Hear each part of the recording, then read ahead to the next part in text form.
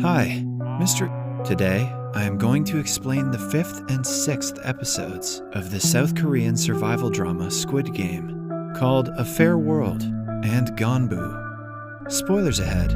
Watch out, and take care. In the previous episode, Gi-yoon's team was about to lose the game of tug-of-war, so Sang-woo thought of a last-minute plan. He asked everyone to loosen their grip on the rope for a few seconds so their opponents would fall down. As they do, Gi-yoon, who is at the front, almost falls off the bridge. But the plan works, and their opponents trip and fall, losing their hold on the rope. The team uses this opportunity to pull the rope harder than ever and finally wins the game.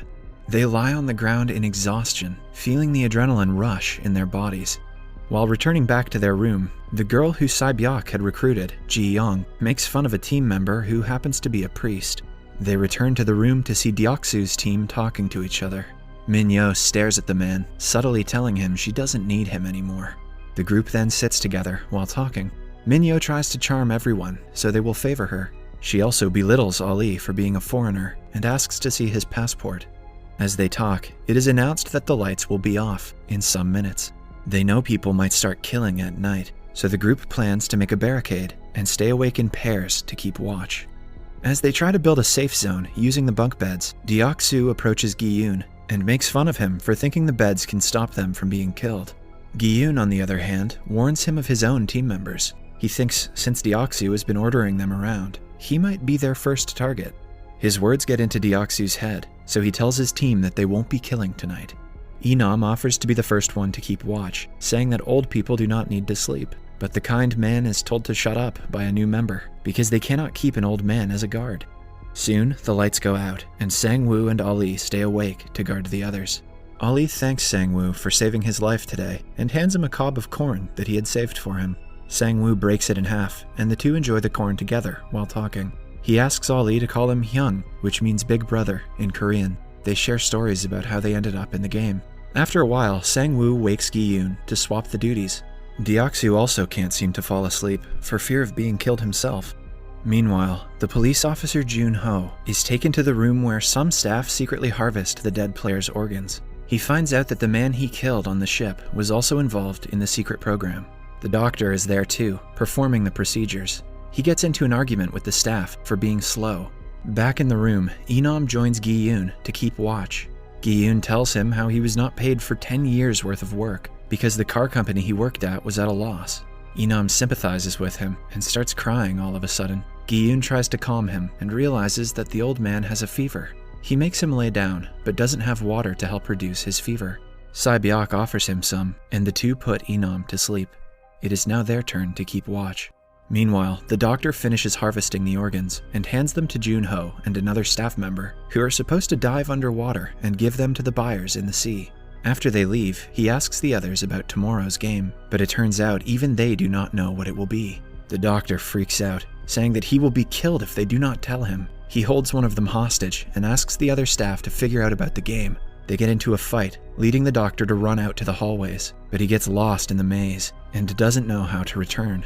A staff member follows him to the playground where the game Honeycomb was played. He asks the doctor to calm down because if they are caught, all of them will be killed. The doctor asks him to show his face so that he can trust him. The two are talking when suddenly, the overseer of the facility shoots the staff member. He then says that he doesn't care what the staff does with the dead bodies, but they aren't allowed to tell the players about the games. That ruins the main essence of the facility, which is equality. He then kills the man, while the other staff shoots the doctor dead.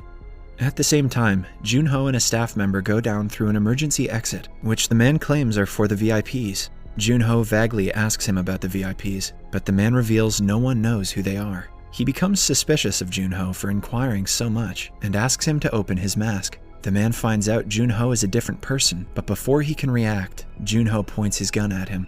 He inquires about his brother, but the man doesn't know anything about him, but he tells him about the player's information file in their overseer's room, where he can find his brother's information. A secret stairway that leads him to the overseer's room lies nearby. Jun-ho shoots the man dead and enters the overseer's room.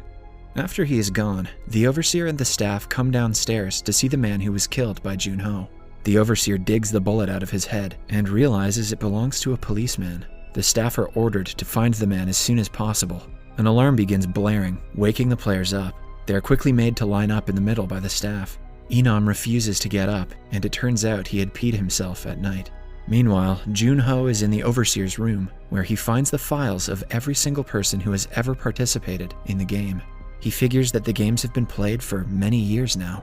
The players are then made to stand in lines in the middle of the room.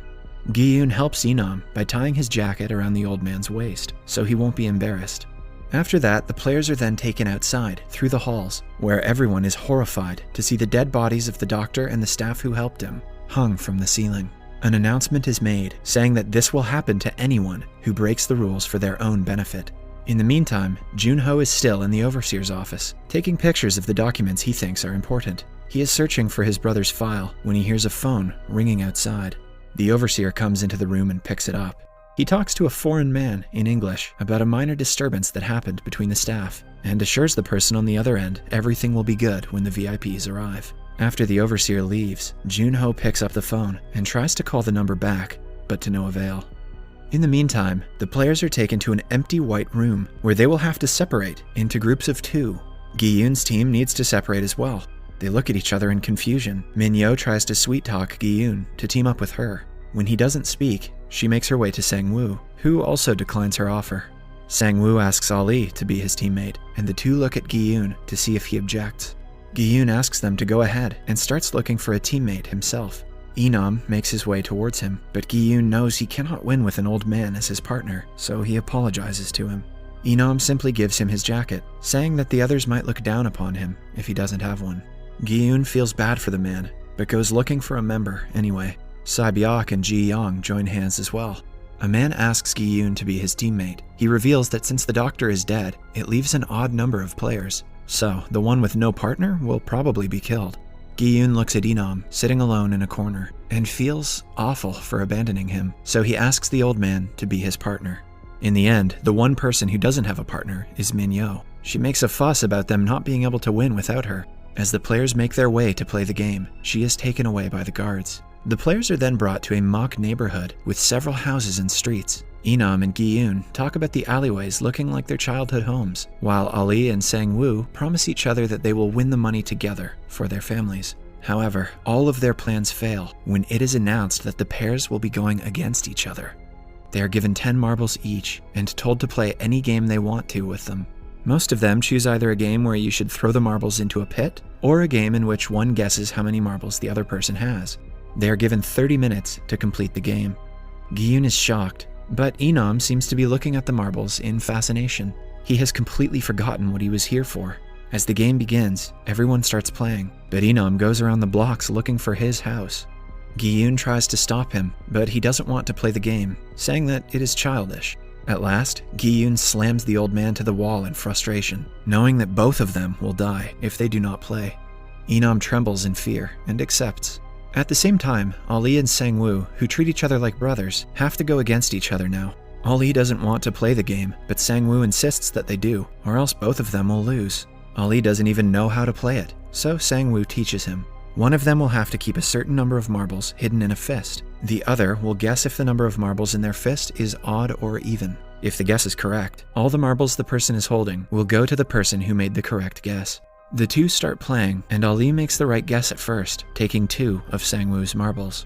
Eventually, Ali wins all of Sang-woo's marbles, except for 1. When people start dying, Sang-woo claims that he has a way they can both win. An innocent Ali, who doesn't want to be the reason Sang-woo dies, listens to his plan. Sang-woo claims that at the end of the game, people are not going to agree on a winner because they will nitpick the rules. The staff will then have only one way to continue, that is, to make one team go against another. So, they make a deal to go around the playing zone, looking for the players who are older so they can go against them at the end. Ali still doesn't understand Sang-woo's plan, but agrees to do whatever he wants because he trusts him. Sang-woo also makes him wear his marble bag on his neck so no one can snatch it. Meanwhile, Ji-young and Sae-byeok sit together, not knowing what to do. Sae-byeok, being from North Korea, doesn't know any marble games, so Ji-young offers to teach her. But both girls do not want to play for 30 minutes, so they decide to just talk for most of the time, and bet all of their marbles on one game at the end.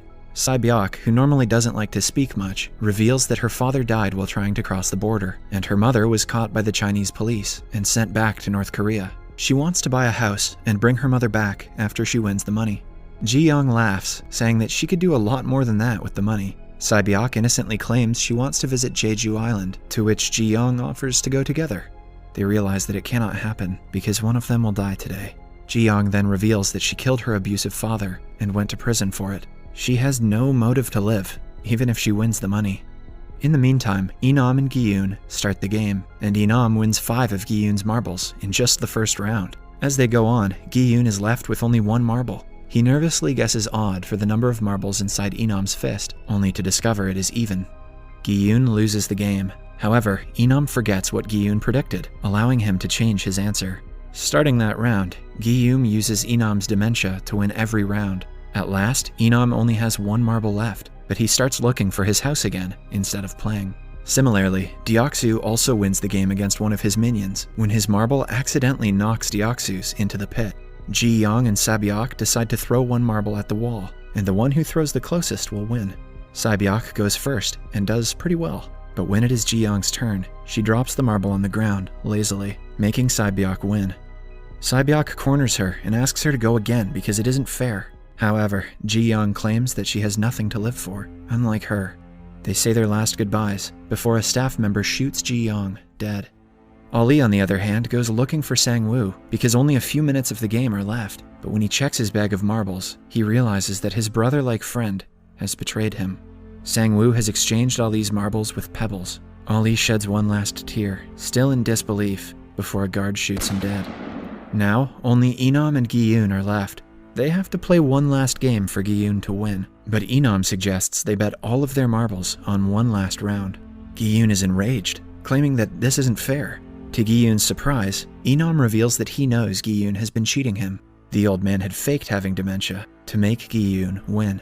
At last, Inam happily hands his last marble to Gi-yoon and thanks him for playing with him. Gi-yoon hugs his friend for the last time and walks out of the house, sobbing. The episode ends as a gunshot startles him, indicating that Inam has been killed. Subscribe for more videos like this, turn on notifications, and leave a like to help the channel out. Thank you for watching.